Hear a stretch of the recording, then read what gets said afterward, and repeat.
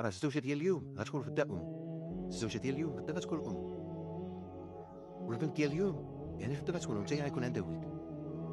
يعني في نظرك واحد الام كبرات، اسمعني مزيان، واحد الام كبرات حيت هادوك كيقول لك حقوق المرأة اولاد كيدويو على العدل انهم كيدافعوا على المرأة. واحد المرأة كبرات وبنتها رزقها الله وليد وبنية، وليد وبنية. البنت الله يسهل عليها تزوجات، الولد تا هو تزوج، الام عندها خير غتسول معاه باينوش علاش غير امو عندها وليد غتسول معاه. ديك الوليد خدام هو ولا مراه بداو بالكرا داروا الدار ملي غيدير الدار هاد الوليد هذا قدر الله شي فيراج مات الله يرحمه، واش غيخلي مو تحت رحمة الزوجة؟ فين هو العدل هنا صاحبي؟ دابا واش مشتيش الام مسكينه دابا هذا اللي حاطه في القانون مشتيش الام؟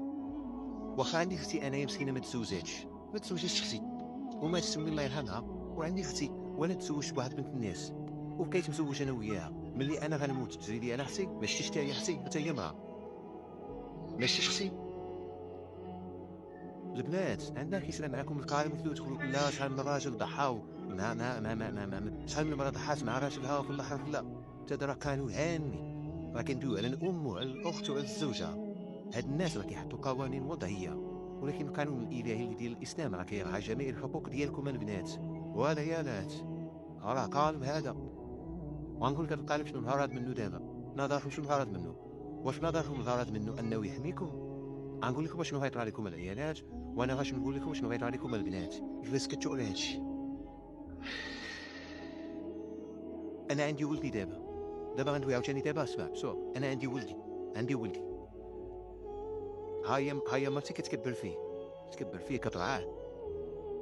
واش هو ملي يدي الدار واش الام ما رباتش، واش ما كتساش في ديك الدار، ما كتساش في داكشي اللي لانه كراهنا اللي كبرناه، تجي الزوجه وتدي الدار كامله؟ ها الاولى. الثانيه هو انه حاليا دابا الجينيراسيون اللي جاي ولا ولادنا عرفتي اش غيطراو؟ ما غيبقاوش يبغيو يتزوجوا ملي غيسنوا بهاد القوانين. اسمع مزيان، لا والله ما غيتزوجش ملي غيقول انا غنأيبهم لا اي غنمشي نلقى زوجاتي تدي الدار ولا ما غنبقاوش يتزوجوا. عرفتي اش غيطرى لكم البنات دابا؟ من بعد دابا ما خرجوكم تخدموا وكيحاتوا عليكم حقوق المرأة ما كايناش. سير تشوف الدريات خدامين بأسر هازي، سير تشوفهم، سير ليساسو، سير غاي الصناعي تشوف الدريات مساكن كيضربوا تمارا فابور والرجال ما خدامين. سير شوف، سير كنا دخلتوا سوبر راسكم ومشيتوا لدياركم وخليتوا الرجال منهم الباترون منهم الرأسمالية. دابا انتم خدامين كيحاتوا عليكم وكيقول لكم حقوق المرأة، راه كيخدموكم دابا بأسر هازين وانتم قابلينه. ها الاولى. ثانيا هو دابا حاليا شايديروا لكم ما يبقاوش الولاد يتزوجوا. هادشي دابا اللي كنشوفو هنا في اوروبا هو اللي غيولي في المغرب. هاد الناس دابا هادين بينا باش نمشيو هنا للعلاقات الرضائيه وما يبقاش الحلال وما يبقاش الزواج.